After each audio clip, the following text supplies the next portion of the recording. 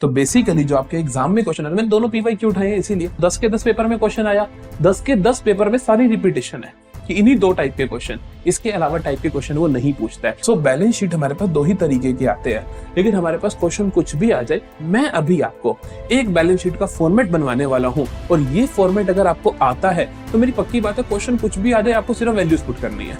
आपको ये फॉर्मेट अच्छे से ध्यान रखना है और इनकी थ्योरी ध्यान रखिए जो मैं लिखूंगा कि किसमें क्या आना है। चलो देखते हैं। थ्योरी बहुत इंपॉर्टेंट है, एक ना एक क्वेश्चन कम से कम आपको थ्योरी का देखने को मिलेगा, पर थ्योरी का टॉपिक कुछ ज्यादा नहीं है। मैं आपको जैसे जैसे टॉपिक आएगा मैं उसका पूरा समझाऊंगा, ये नहीं कि सिर्फ ये सवाल कराऊंगा, पूरा समझाऊंगा आपको। Hello everyone, welcome back to day 7 of अपना 100% देंगे। तो लास्ट क्लास में जो हमने किया था इशू ऑफ शेयर्स, और वहां पे मेरा जो फोकस था कि वो 6 मार्क्स का क्वेश्चन जो किस किस तरीके से आ सकते हैं, वो सभी तरीके 4 तरीकों से 6 मार्क में पूछे जा सकते हैं, और चारों तरीके हमने डिस्कस किए थे। आज की क्लास इशू ऑफ शेयर्स की ही क्लास है। आज का जो एजेंडा है, आज का एजेंडा है यहाँ का 1 मार्क का, क्योंकि 3 एमसीक्यूज आने हैं और एक बैलेंस शीट और एक for consideration other than cash, जब हम शेयर्स को इशू करते हैं वो टॉपिक, उसका एक ही सवाल करवाऊंगा, और बैलेंस शीट के 2 या 3 क्वेश्चन करेंगे हम, और बाकी एमसीक्यूज करेंगे। सो ये आज की क्लास का एजेंडा रहेगा। सभी प्रीवियस ईयर क्वेश्चंस, एमसीक्यू किस किस तरीके से बन सकते हैं वो सारे तरीके करेंगे। लेकिन आज की वीडियो देखने से पहले कल वाली वीडियो जरूर देख लो, क्योंकि वहां पे मैंने आपको फॉर फीचर और री इशू का बेसिक समझाया है। एमसीक्यूज जो न्यूमेरिकल बेस्ड आते हैं उसके अंदर उसी का बेसिक चेक किया जाता है, तो वो आपको आना चाहिए, जो कि मैं कल वाली वीडियो में समझा चुका हूं। आज ही मैं उसे समझा दूंगा फिर से। और बैलेंस शीट हमारा मेन फोकस देखिए, क्योंकि बैलेंस शीट में बहुत प्रॉब्लम आती है कि बैलेंस शीट में शेयर कैपिटल को प्रेजेंट करना कैसे है। जल्दी से स्टार्ट करते हैं एमसीक्यूज के साथ। इशू ऑफ शेयर, सबसे पहले तो हम देखते हैं कि हम जानते हैं कि इशू ऑफ शेयर्स हमारे पास भैया क्या क्या आता है। मैं आपको बता चुका हूं 3 एमसीक्यू पक्के हैं, एक 6 मार्कर जो हम लास्ट वीडियो में कर चुके हैं, 4 तरीकों के क्वेश्चन चारों कर दिए, एक 4 मार्कर बैलेंस शीट, एक 3 मार्कर ऑप्शनल आता है जिसके अंदर हो सकता है कंसिडरेशन अदर देन कैश आ जाए, जो कि मैं डिबेंचर्स की वीडियो में बहुत अच्छे से समझा चुका हूं। सिमिलर केस होता है शेयर का भी, उसका भी एक सवाल करवा दूंगा। फिर आते हैं 3 एमसीक्यूज। ये तीनों एमसीक्यूज मेरे को ठीक करने हैं, क्योंकि इसके अंदर थ्योरी भी आती है, तो थ्योरी कैसे होगी वो मैं आपको सिखाने वाला हूं। ये टीएस ग्रेवाल की इलस्ट्रेशंस है जो आपको प्रैक्टिस करने के लिए मैं दे चुका हूं, कि पूरा चैप्टर रिवाइज हो जाएगा। जल्दी से शुरू करते हैं। ये सवाल हम ऑलरेडी कर चुके हैं पिछली वीडियो में, ये आपके इस साल के एसक्यूपी का क्वेश्चन था। हमारे पास फर्स्ट है, Akshita limited issued fully paid up shares of ₹5 lakh in purchase consideration of net assets of 4,70,000। The balance of 30,000 will be dash to dash account. जब भी हम कंसिडरेशन अदर देन कैश के लिए कोई भी सिक्योरिटी, चाहे डिबेंचर्स चाहे शेयर्स, कुछ भी इशू करते हैं, तो हम क्या करते हैं, जो एसेट आती है, खरीदने की एंट्री क्या होती है, हमने 5 लाख के शेयर खरीदे for the purchase consideration of 4,70,000। इसका मतलब तुम 30,000 फालतू दे रहे हो, इसका मतलब तुम 30,000 फालतू दे रहे हो। तो फालतू पैसा किस लिए दिया जाता है? गुडविल के लिए दिया जाता है। सर किस लिए दिया जाता है? गुडविल के लिए दिया जाता है। जब एंट्री पास कर रहे थे तो याद करो एंट्री कैसे पास करवाई थी मैंने, एंट्री आपको ऐसे पास करवाई थी कि एसेट्स अकाउंट डेबिट, अगर यहां पे बैलेंसिंग फिगर की नीड है तो गुडविल, तो इसलिए एक जगह हम छोड़ दें। टू लाइबिलिटीज, लाइबिलिटीज है ही नहीं, नेट एसेट 70,000 है तो नेट एसेट का मतलब होता है एसेट माइनस लाइबिलिटी ही, तो net assets account debit to सामने वाले बंदे को मैंने ड्यू किया होगा जिससे ही मैंने खरीदा, सपोज एक्स लिमिटेड है वो, तो 5 लाख ड्यू करे होंगे, बट नेट एसेट में ले रहा हूँ 4,70,000 की, तो 30,000 मेरा क्या हो रहा होगा? गुडविल में आ रहा होगा। 30,000 मेरा क्या हो रहा होगा? गुडविल में आ रहा होगा। तो गुडविल अकाउंट डेबिट हो रहा होगा, तो डेबिटेड होगा टू गुडविल। ठीक है जी। और में जो सवाल है वो कहता है, Myra limited to cover assets of 12 lakh and liabilities of 4 lakh of Subhav limited for an agreed purchase consideration of 9 lakh. हमने क्या करा, 12 लाख की एसेट और 4 लाख की लाइबिलिटी ली, कितने में? 9 लाख में। तो मतलब नेट चीज कितने की है? 12 लाख की asset minus liability 4 lakh, 8 lakh वाली चीज तुम ले रहे हो 9 लाख रुपए की, तो 1 लाख तुम फालतू दे रहे हो। The amount was payable by issue of debentures. Debentures का क्वेश्चन आ गया, चलो कोई बात नहीं, तो कर लेते हैं। तो हमने क्या किया भाई, इशू ऑफ 11% डिबेंचर्स, तो हमने डिबेंचर्स दिए 100 का एक 10% discount, the number of debentures issued will be, तो कितने नंबर ऑफ डिबेंचर इशू किए होंगे? कोई बात नहीं, शेयर का क्वेश्चन होता तो वहां डिस्काउंट की जगह प्रीमियम होता है, क्योंकि डिस्काउंट पे शेयर इशू होते नहीं है। तो कुल मिला के तुमने 9 लाख का सामान लिया, 9 लाख परचेज कंसिडरेशन है, उसको आप डिवाइड कर देते हो, अब ईच शेयर या ईच डिबेंचर तुम कितने का इशू कर रहे हो, तो 100 वाला तुमने 10% डिस्काउंट में 90 रुपए का एक दिया ना, तो 90 से डिवाइड कर देना, आपके पास नंबर ऑफ डिबेंचर्स आ जाएंगे। सो ये आ गया आपके पास 10,000। तो बेसिकली आपने क्या करे हैं, इनको 10,000 डिवेंचर्स इशू करे हैं। B is the correct option. चलो जी अगला क्वेश्चन देखते हैं। सो अगला क्वेश्चन है हमारे पास, alpha limited invited application for 50,000 equity shares of ₹10 each at a premium of 30%। तो हमने इनवाइट की 50,000 इक्विटी शेयर, 10 रुपए का एक 30% प्रीमियम पे। The whole amount was payable on application, पूरे का पूरा अमाउंट एप्लीकेशन पे देना है। Application for received for 2,50,000 shares, application आ गई 2,50,000 की। जब पूरे का पूरा अमाउंट एप्लीकेशन पे देना है, सारे का सारा शेयर का पैसा आज ही आ गया, तो जिनका फालतू है सारे का सारा वापस मोड़ दोगे, तो वापस रिफंड कर दोगे। तो the company decided to allot the shares on a pro rata basis to all the applicants, the amount to be refunded by the company was. देखो हमने 50,000 के लिए पैसा मांगा और हमने कहा सारे का सारा पैसा भी देना है। सारे का सारा पैसा कितना है, 10 + 3, क्योंकि 30% का प्रीमियम क्वेश्चन ने मेरे को बोल दिया। तो 13 रुपए मैंने पर शेयर से मांगे। अब लोगों ने 2.5 लाख के लिए अप्लाई कर दिया, तो मेरे को देखो, मेरे को रिसीव कितना हुआ अमाउंट, मेरे को रिसीव कितना हुआ अमाउंट, मेरे को रिसीव हुआ 2,50,000 इंटू 13 रुपीज मेरे को रिसीव हुआ, जिसमें से 50,000 तो मैंने इशू ही करने हैं, तो 50,000 का पैसा तो मैं रख ही लूंगा। तो 50,000 इंटू 3 तो मैं क्या 13, तो मैं रखूंगा ही सही।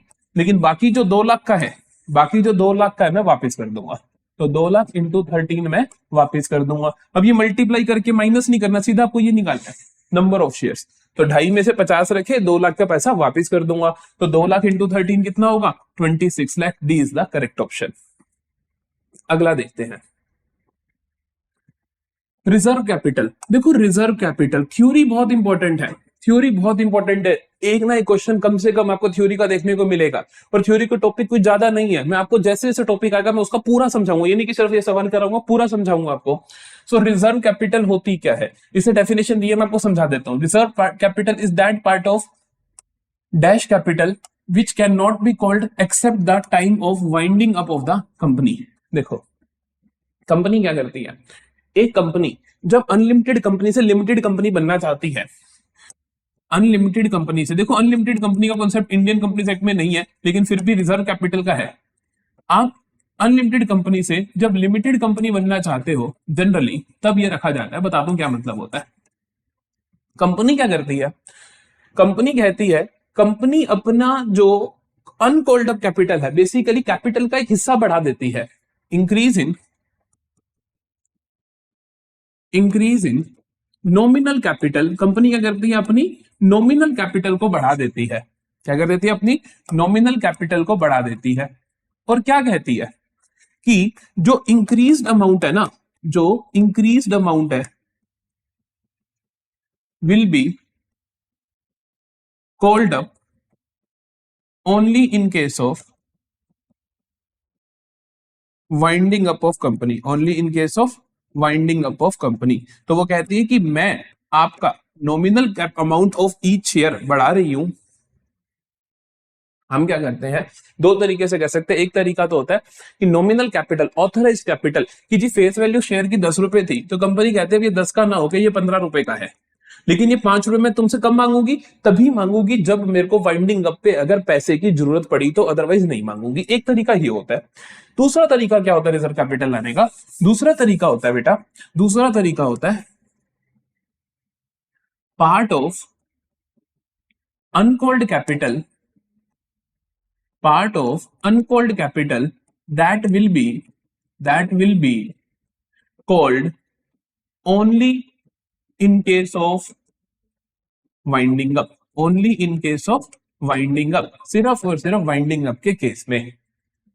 कहते हैं कि या तो आप क्या करो, मान लो 10 रुपए का शेयर है, 10 के 10 तुम मांग चुके हो, तो आप इंक्रीज कर दो नॉमिनल अमाउंट और बोलो जो मैंने इंक्रीज किया +5 है, तभी मांगूंगा जब कब होगी, वाइंडिंग अप होगी, अदरवाइज नहीं मांगेंगे। दूसरा तरीका कि मान लो 10 का शेयर है, अभी तक तुमने 6 ही कॉल करे हैं, 6 ही कॉल करे हैं, तो बाकी 4 के ऊपर ये शर्त लगा देते हो, जो बाकी 4 बचे, जो मेरे पास बाकी 4 बचे, वो क्या है, अनकॉल्ड है ना, अभी तक मांगा नहीं है, तो उसके ऊपर हम ये शर्त लगा देते हैं कि ये हम तभी कॉल करेंगे जब वाइंडिंग अप होगी, अदरवाइज नहीं करेंगे। तो रिजर्व कैपिटल 2 तरीकों से बन सकती है। ठीक है, तो आपसे ये सवाल भी पूछा जा सकता है, ये भी पूछा जा सकता है। ठीक है, अब देखो, reserve capital is that part of dash capital which can not be called accept at the time of winding up of company. कि कहते हैं कि रिजर्व कैपिटल पार्ट ऑफ ऐसे कौन सी कैपिटल का वो पार्ट है which can not be called except the time of winding up of company, की कंपनी वाइंडिंग अप के अलावा कभी ये पैसा नहीं मांगने वाली।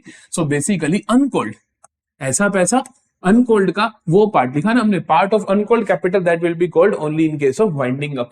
तो ये पार्ट ऑफ अनकॉल्ड कैपिटल है which can not be called except the, otherwise हम नहीं मांगेंगे। ठीक है, अगर आपके मन में आता है कि नॉमिनल कैपिटल इसका आंसर क्यों नहीं हो सकता, तो वो इसलिए नहीं क्योंकि नॉमिनल अगर इंक्रीज की होती तब हम बोलते हैं। अगर कहते हैं कि reserve capital is increase in dash capital, increase in dash, तब आप लिखते हैं नॉमिनल। समझ आ गई? तो दो तरीके से सवाल बन सकते हैं, दोनों का आंसर अलग अलग है। इंक्रीज इन तो nominal, part of the uncalled capital. समझ आती है बात? आगे चलते हैं। A share of ₹10 on which ₹80 is received is forfeited, जिसके ऊपर 80 रुपए रिसीव हो रखे हैं, आपने फॉरफिट कर दिया। For non payment of final call of 20 रुपए आने रहते थे, 80 आ चुके हैं, आपने फॉरफिट कर दिया। The minimum price at which this share can be री इशूड इज, देखो हमें होता है कि 100 वाला शेयर है ना, उससे मेरे को लाइफ टाइम में मिनिमम 100 रुपए मिलने चाहिए, 80 मेरे को मिल चुके हैं, 20 नहीं मिले ना सिर्फ।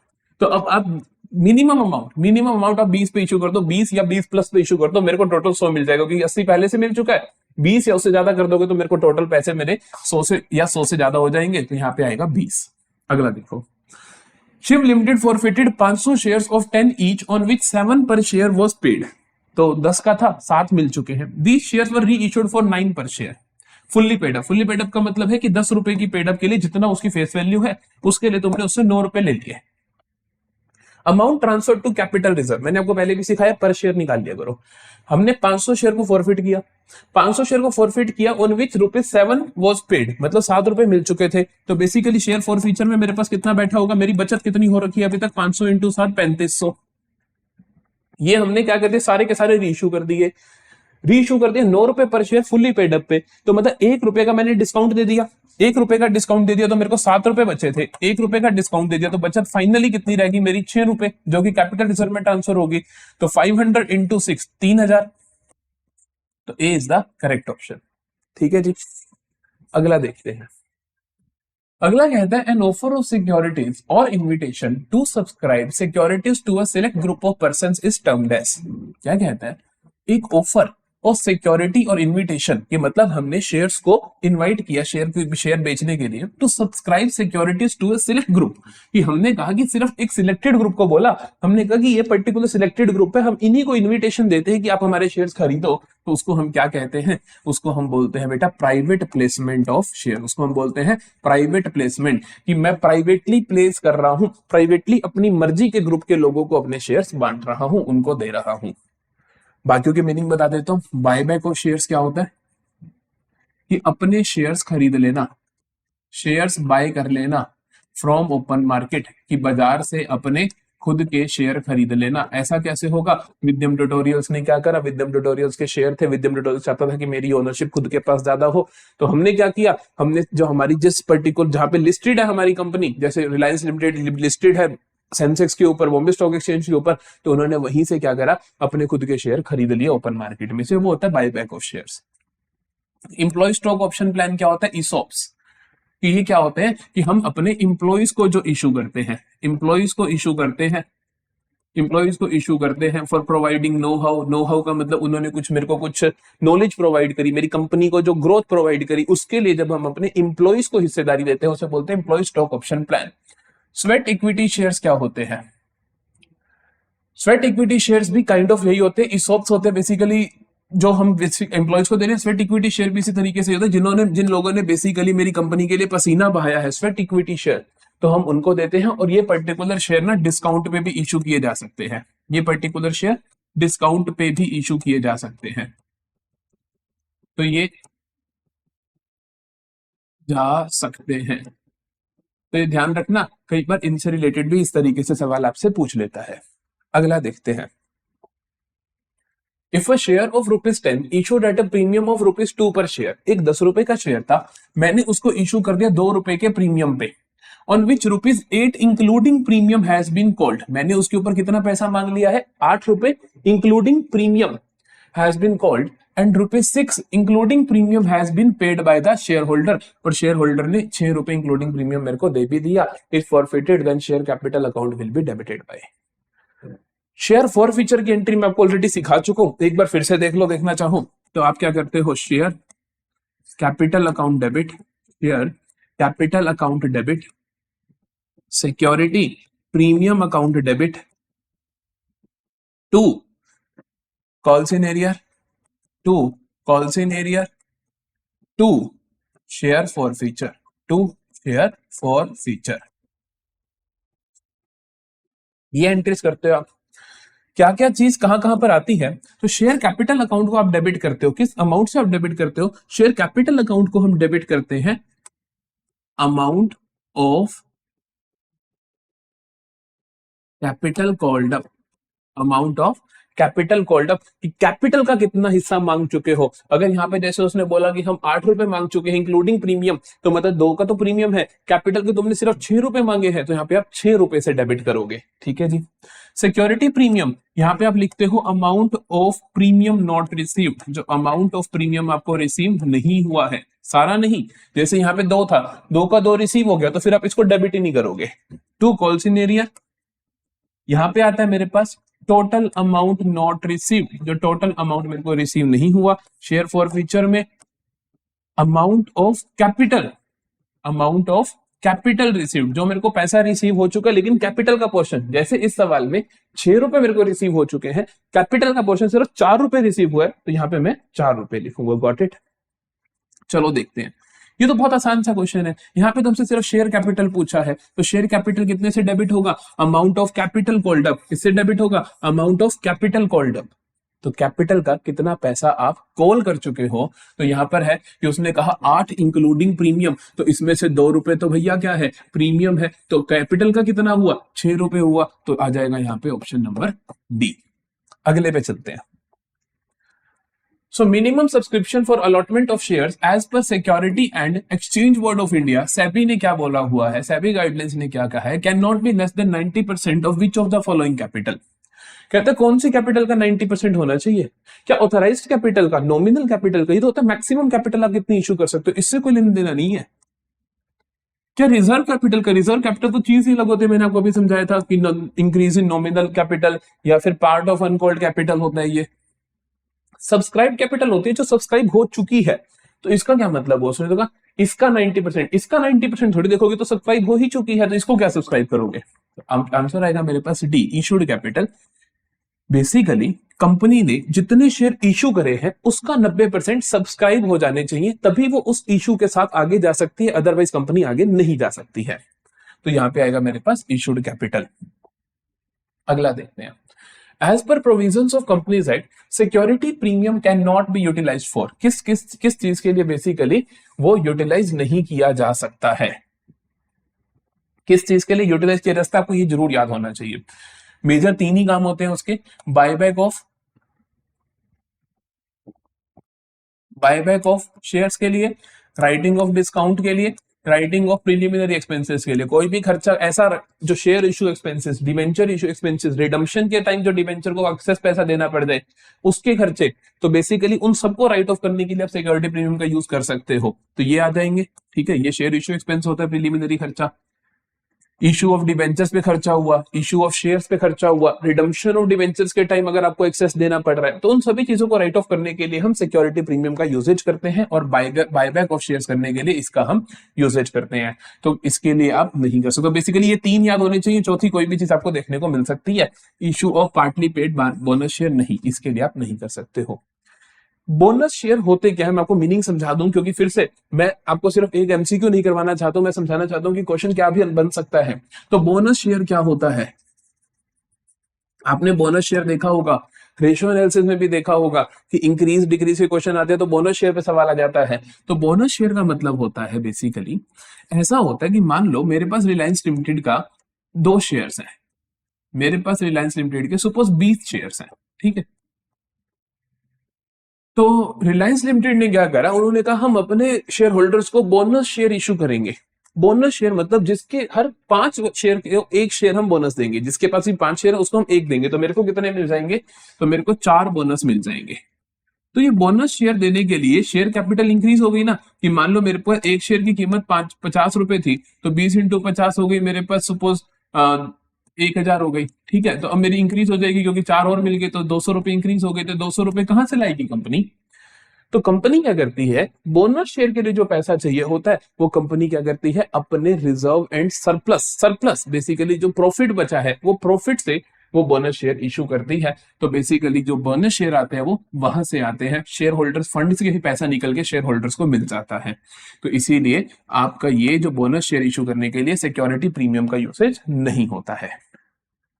चलो जी और देखते हैं, net assets minus capital reserve is, net assets minus capital reserve is, जो हम कंसिडरेशन अदर देन कैश के सवाल जब देखते हैं तो वहां पे हम ये देखते हैं, तो नेट एसेट में से अगर कैपिटल रिजर्व हटा दो तो क्या आएगा? नेट एसेट का मतलब क्या होता है? नेट एसेट का मतलब होता है आपके पास asset minus liability. Net asset का मतलब होता है एसेट माइनस लायबिलिटी। तो एसेट माइनस लायबिलिटी करने पे बेसिकली हमें निकलता है कि वो बिजनेस की एक्चुअल कीमत क्या है। लेकिन अगर कैपिटल रिजर्व है तो कैपिटल रिजर्व मतलब आपने सपोज वो कीमत आई बिजनेस की 10, यहां से आई हमारे पास 10 लाख, लेकिन हमें वो मिल रहा है 9 लाख में, तो हम कहते हैं ना कि 1 लाख कैपिटल रिजर्व में डाल दो, क्योंकि जो डिफरेंस है 1 लाख का वो आपकी बचत हो रही है। तो अगर 10 में से 1 हटा दिया तो क्या आया मेरे पास? 9 लाख आया। 9 लाख क्या है? Purchase consideration. क्या है? Purchase consideration. तो मेरे पास आ जाएगा ये परचेज कंसीडरेशन। फिर से सुनो, एसेट माइनस लायबिलिटी होता है नेट एसेट। तो नेट एसेट मान लो किसी बिजनेस की 10 लाख की है, मैंने वो खरीदा 9 लाख में, तो 1 लाख में कैपिटल रिजर्व में डाल दूंगा, तो 10 लाख माइनस कैपिटल रिजर्व क्या आया? 9 लाख। तो 9 लाख क्या है मेरी? Purchase consideration. When a company issues shares at premium, जब कंपनी इशू करती है शेयर्स को at premium, the company can collect security premium along with the following. Company security premium किस किस चीज के साथ कलेक्ट कर सकती है? क्या एप्लीकेशन के साथ, क्या कॉल के साथ, या अलॉटमेंट के साथ, या किसी के भी साथ? तो कंपनी की इच्छा, वो जिसके मर्जी साथ कर ले। क्वेश्चन अगर साइलेंट हो तो हम अलॉटमेंट मान के चलते हैं, ये मत समझ लेना कि अलॉटमेंट पे ही होता है ना। इफ क्वेश्चन इज साइलेंट हम मान के चलते हैं अलॉटमेंट साथ आया होगा। अगर क्वेश्चन कुछ भी बोल सकते हैं, तो कंपनी की मर्जी है, वो किसी भी चीज के साथ प्रीमियम ले सकती है। अगला देखते हैं, 3 मार्कर। तो छवि लिमिटेड, मैंने आपको बोला था मैं परचेज कंसीडरेशन का क्वेश्चन करवाऊंगा, ये कॉन्सेप्ट मैं आपको फिर से एमसीक्यू से अच्छा रिवाइज करवा चुका हूं, डिवेंचर से भी हम ये कर चुके हैं, तो एक क्वेश्चन भी कर लेते हैं।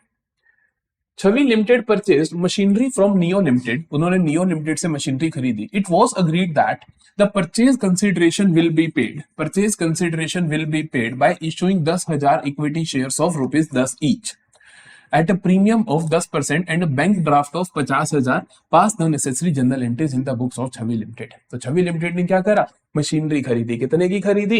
It was agreed that purchase consideration will be paid bye 10,000 equity share of 10 each at a premium of 10% and bank draft of 50,000। उसने बताया ही नहीं कि हमने मशीनरी कितने की खरीदी है। लेकिन पहली एंट्री क्या होनी चाहिए सर? पहली एंट्री तो ये होती है कि आपने जो चीज खरीदी, मशीनरी खरीदी या एसेट खरीदी, जो भी खरीदा, मशीनरी अकाउंट डेबिट टू सामने वाले बंदे का नाम, छवि लिमिटेड ने खरीदा नियो लिमिटेड से, to Neo limited account. Sir पहली एंट्री तो यही होती है, लेकिन यही का तो हमें अमाउंट नहीं पता।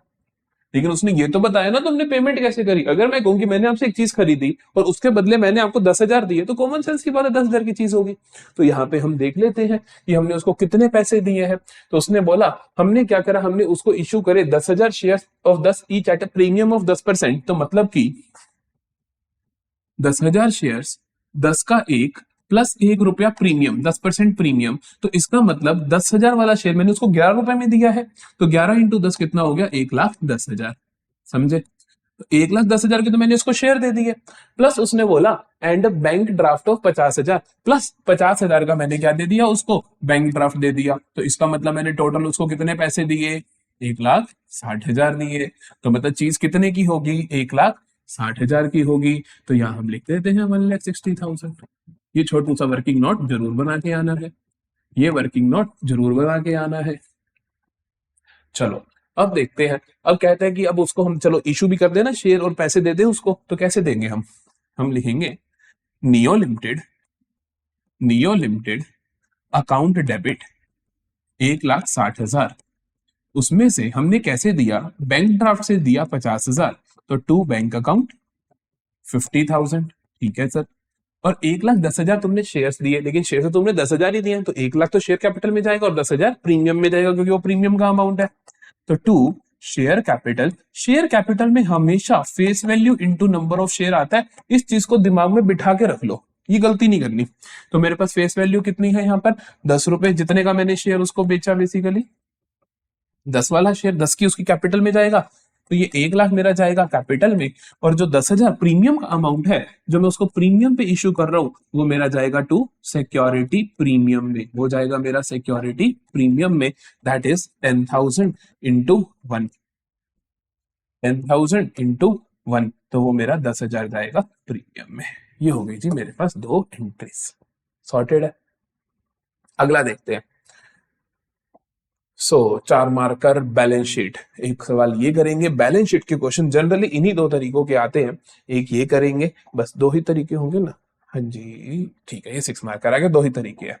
बैलेंस शीट हमारे पास दो ही तरीके के आते हैं, लेकिन हमारे पास क्वेश्चन कुछ भी आ जाए, मैं अभी आपको एक बैलेंस शीट का फॉर्मेट बनवाने वाला हूं, और ये फॉर्मेट अगर आपको आता है तो मेरी पक्की बात है, क्वेश्चन कुछ भी आ जाए आपको सिर्फ वैल्यूज पुट करनी है। आपको ये फॉर्मेट अच्छे से ध्यान रखना है और इनकी थ्योरी ध्यान रखनी है, जो मैं लिखूंगा कि किसमें क्या आना है।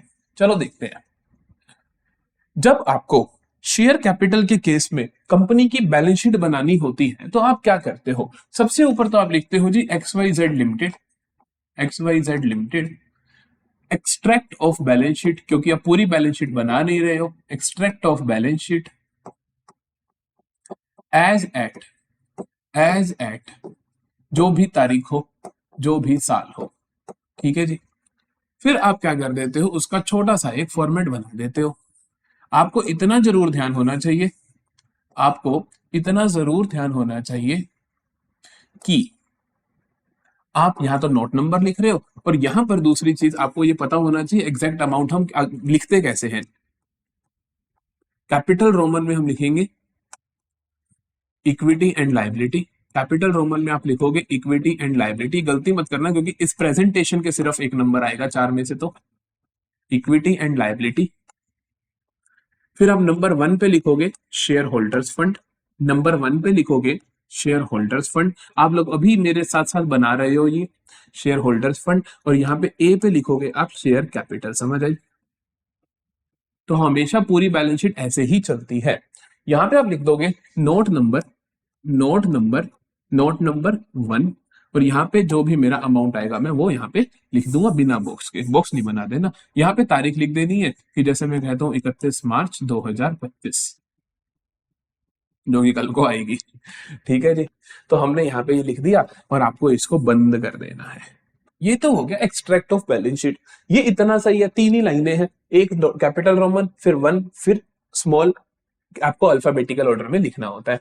अब देखते हैं जो हमारे पास नोट्स टू अकाउंट्स है वो कैसे बनेंगे। नोट्स टू अकाउंट्स कैसे बनेंगे, इसको थोड़ा छोटा कर लेते हैं। नोट्स टू अकाउंट्स कैसे बनेंगे, चलो एक काम करते हैं, स्केल से बना देते हैं।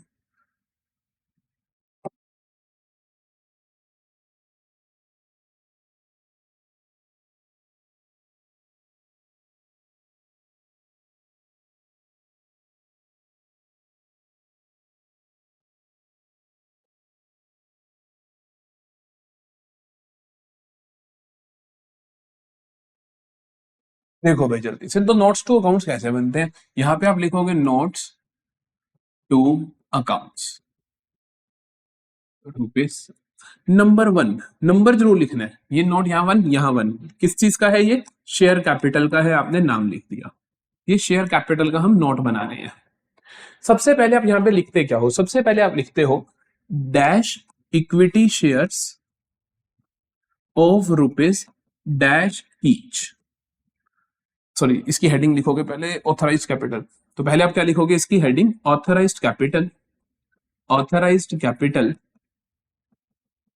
इसके अंदर आप लिखोगे कि ऑथराइज्ड कैपिटल मेरी कितनी है, यहां लिखोगे कितने इक्विटी शेयर्स ऑफ रुपीस इतने ईच, ठीक है जी। तो हम लिखेंगे authorise capital dash equity shares of rupees dash each. यहां पे ऑथराइज ऑथराइज कैपिटल लिखो, चाहे नॉमिनल लिखो, चाहे रजिस्टर्ड लिखो।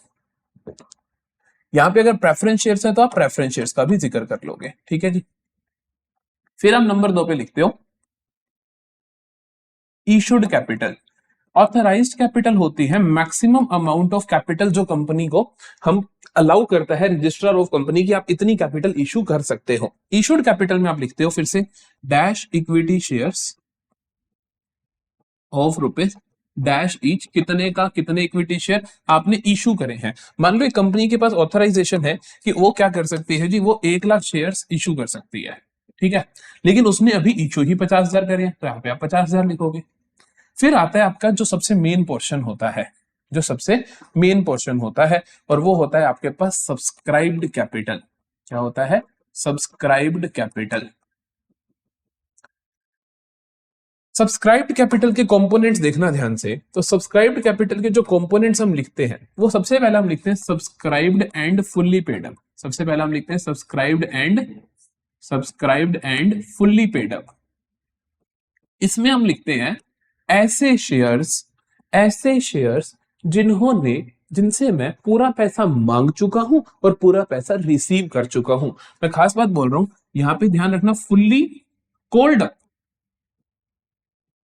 एंड फुल्ली पेड अप, मतलब मैंने मांगे भी पूरे पैसे लिए कि 10 का एक शेयर 10 मांग चुका हूं और उन्होंने मेरे को पूरी पेमेंट भी कर दी है, तो यहां आएगा subscribed and fully paid up कि इतने इक्विटी शेयर्स ऑफ रुपीज इतने ईच। अगला देखो, फिर आता है मेरे पास सब्सक्राइब्ड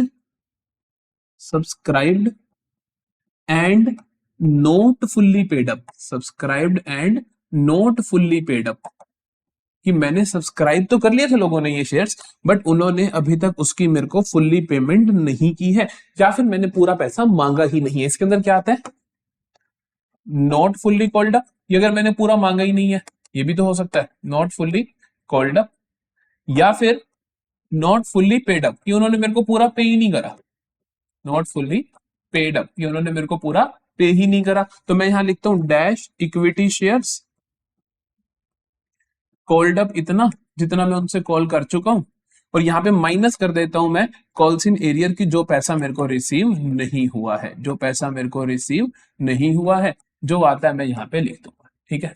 लेकिन इतना ही नहीं, एक और चीज आएगी, एक और चीज लास्ट में आप ऐड कर दोगे, शेयर फॉर फीचर। अगर आपने कुछ शेयर्स को फॉरफिट कर दिया है, अगर आपने कुछ शेयर्स को फॉरफिट कर दिया है, तो उनका जो शेयर फॉर फीचर के अकाउंट में पैसा गया है वो भी आप यहाँ पे लिखोगे। तो बेसिकली ये जो पैसा आया वो, और ये आया, ये जो मेरे पास फाइनल पैसा आया ये जाएगा मेरा शेयर कैपिटल के अंदर। तो बेसिकली प्रेजेंटेशन कितनी आसान है, सिर्फ ऑथराइज कैपिटल लिखा, इशूड लिखा, सब्सक्राइब के अंदर subscribe and fully paid up जिन्हों से मैं पूरा पैसा मांग चुका हूं और पूरा रिसीव कर चुका हूं, subscribe and not fully paid up पूरा मांगा नहीं है या पूरा रिसीव नहीं हुआ है, और अगर पूरा रिसीव नहीं तो माइनस कर दोगे कॉल्स इन एरियर और लास्ट में जोड़ दोगे शेयर फॉर फीचर। सिर्फ ये फॉर्मेट पढ़ने से हो नहीं जाएगा, तो इसीलिए मैंने 2 सवाल रखे, वो बहुत जरूरी है, वो दोनों करने बहुत जरूरी है, उन्हीं से आपको बेटर अंडरस्टैंडिंग भी आएगी। चलो देखते हैं। सो ये रहा जी मेरा क्वेश्चन। मैं एक काम करता हूं, मैं इसको हटा देता हूं, मैं जल्दी से नोट्स टू अकाउंट्स बना के दिखाऊंगा। मैं आपको फॉर्मेट्स पूरे पूरे नहीं बनाऊंगा, मैं सिर्फ चीजें लिख दूंगा। नोट्स टू अकाउंट्स फॉर्मेट आपको मैं ऑलरेडी बनवा चुका हूं ऊपर, उससे आराम से आप आइडिया ले सकते हो। जो नोट्स टू अकाउंट्स है, मेरे को सबसे पहली चीज देखने को मिलेगी वो दिखती है authorised capital. In case authorised capital आपको क्वेश्चन में गिवन नहीं है, इन केस क्वेश्चन में ऑथराइज्ड कैपिटल गिवन ही नहीं है, तब आप क्या करोगे, आप लिख दोगे dash shares of dash each, that's it. Amount नहीं लिखोगे, लेकिन आपको ऑथराइज्ड कैपिटल कॉलम जरूर बनाकर आना है। यहां पर तो है पड़ा Saraswati limited, in the books of Saraswati limited आप ऊपर लिख दोगे बैलेंस शीट, ये वो authorised capital of 10 lakh was divided into equity shares of 10 each. अब देख लेना, अब ₹10 लाख है ये क्या है, ₹10 लाख, तो 10 लाख को आपने डिवाइड कर रखा है 10 रुपए के शेयर में, तो बेसिकली टोटल शेयर्स कितने आपके 1 लाख शेयर्स हैं। Subscribed and fully paid up shares capital of the company was ये, थोड़ा सा आगे है, तो पहले ऑथराइज कैपिटल को हम लिख लेते हैं, ठीक है। तो हम यहाँ पे नोट्स टू अकाउंट्स के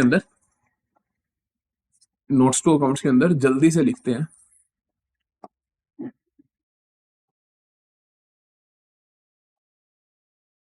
नंबर 1 पे जो मेरे पास चीज आएगी वो लिखूंगा मैं, शेयर कैपिटल का नोट्स टू अकाउंट है मेरा ये।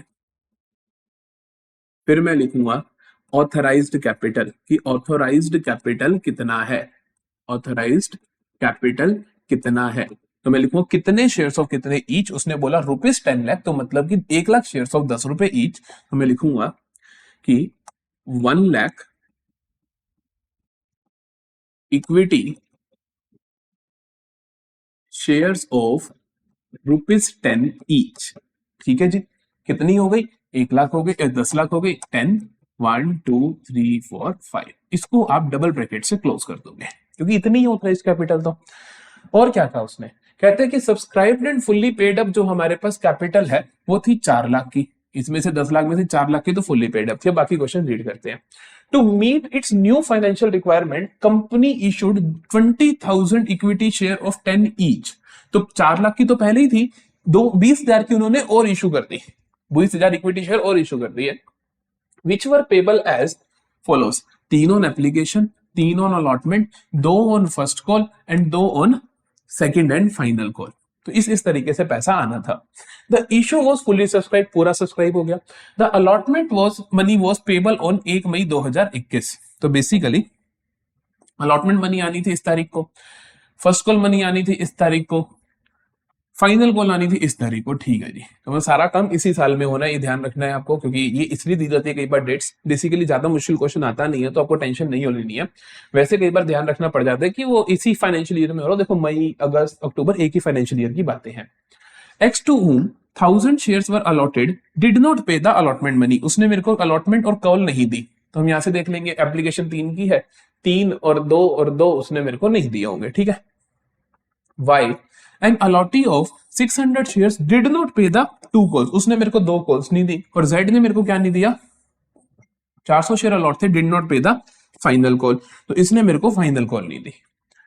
Present the share capital in the balance sheet. ठीक है, सवाल 2 तरीकों से बनता है, या तो क्या होता है कि कुछ ने पैसा नहीं दिया, फिर उसने पैसा नहीं दिया, उसने पैसा नहीं दिया, या फिर क्या होता है एक ही ने पैसा नहीं दिया, उसके शेयर फॉरफिट कर दिया, तो वो फॉरफीचर वाला केस आ रहा था। दोनों तरीके हम कर लेंगे आज की क्लास में। तो यहां पर हमें पता है एक्स ने 1000 के ऊपर मेरे को 3 चीजें नहीं दी, वाई ने मेरे को 600 शेयर्स पे कॉल्स नहीं दी, और जेड ने मेरे को क्या नहीं दिया, सिर्फ सेकंड कॉल नहीं दी। तो इनका पैसा मेरे को रिसीव नहीं हुआ है। तो पहले तो मेरे पास जो वहां कॉलम होते हैं, सबसे पहला ऑथराइज कैपिटल जो मैं कर चुका हूं, अगला होता है इशूड कैपिटल, अगला होता है इशूड कैपिटल। अब ये गलतियां तो नहीं करती, ये गलती नहीं करनी है आपने कि आप ऑथराइज गलत लिखाओ या इशूड गलत लिखाओ, ये तो बिल्कुल आसान है। इशूड कितना होगा, उसने बोला subscribe and fully paid up तो पहले से ही 4 लाख है, तो मतलब 4 लाख तो ऑलरेडी इशूड है, और करने के लिए उन्होंने 20,000 और इशू कर दिए। तो इसका मतलब टोटल कितने हो गए, 4 लाख रुपए, तो मतलब 40,000 शेयर, 40,000 ये और 20,000 ये, तो 60,000 शेयर तो मेरी क्या है, इशूड कैपिटल है।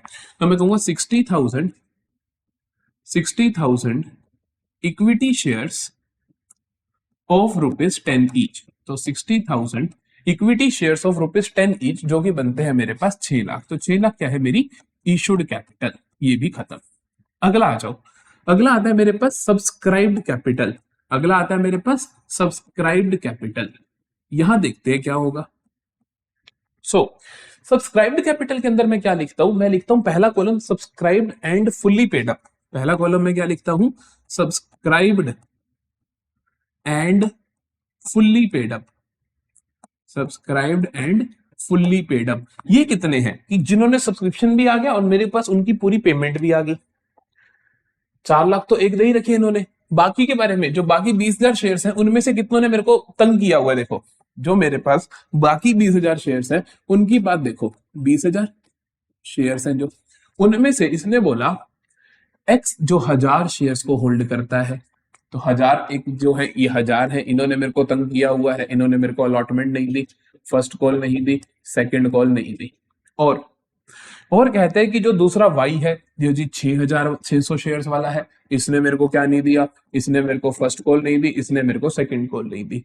जो जेड है जो 400 शेयर वाला है, इसने मेरे को क्या नहीं दी, फाइनल कॉल नहीं दी। तो 400 शेयर ने मेरे को क्या नहीं दी, सेकंड कॉल नहीं दी। तो बेसिकली बाकी सबने पूरा पैसा दे दिया होगा। तो 20,000 में से 1000, 600 और 400, 2,000 हटा दो तो 18,000 क्या है, fully paid up, subscribed and fully paid up.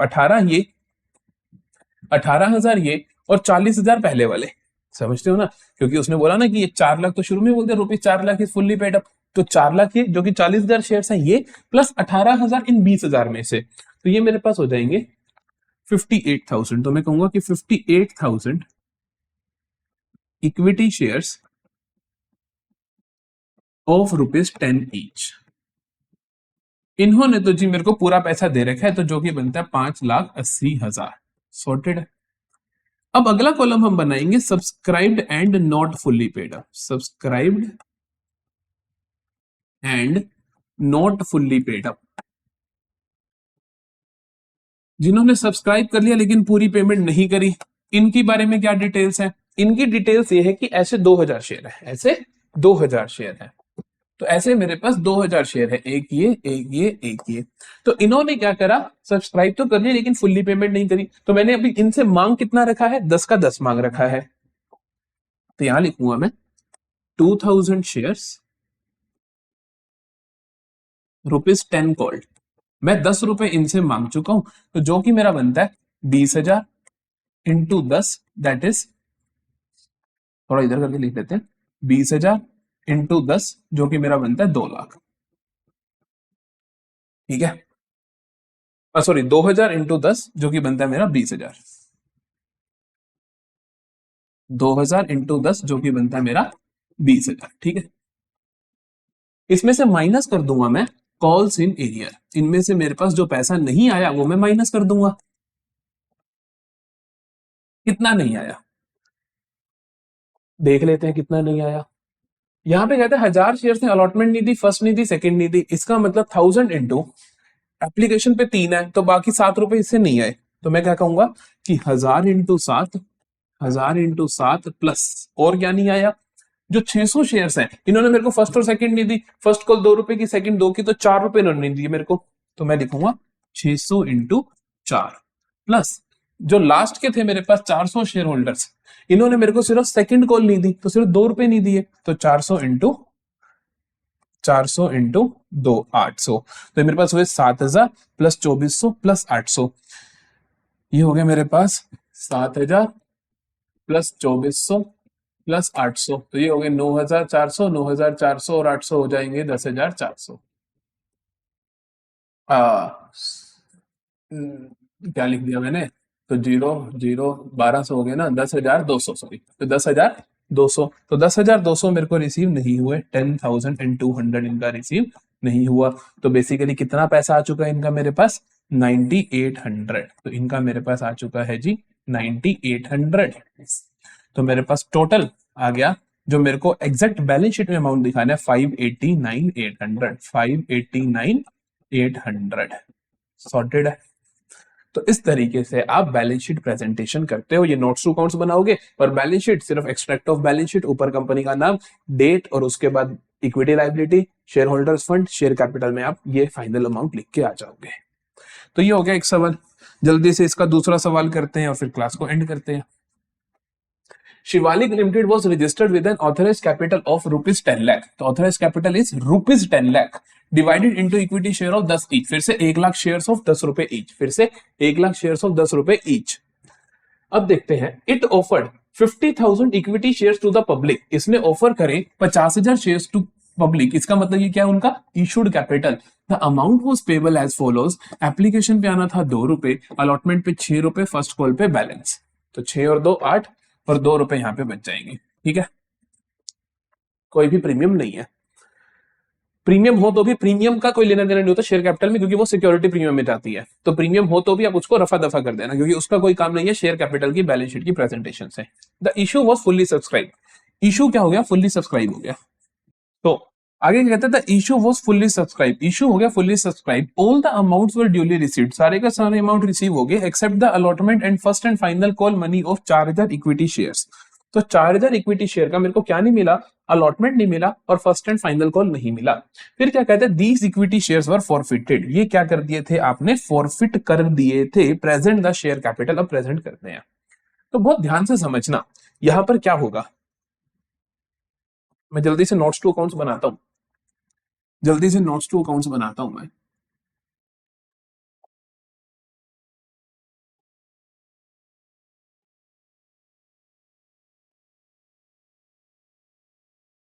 तो सबसे पहला पॉइंट लिखेंगे हम, शेयर कैपिटल की प्रेजेंटेशन दिखा रहे हो आप इसमें,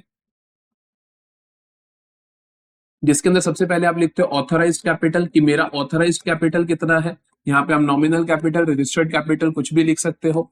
तो ऑथराइज कैपिटल है जी हमारा क्वेश्चन ने दिया हुआ है ₹10 लाख, तो मतलब 10 का एक शेयर तो 1 लाख शेयर्स ऑफ ₹10 ईच। तो हम कहेंगे कि 1 लाख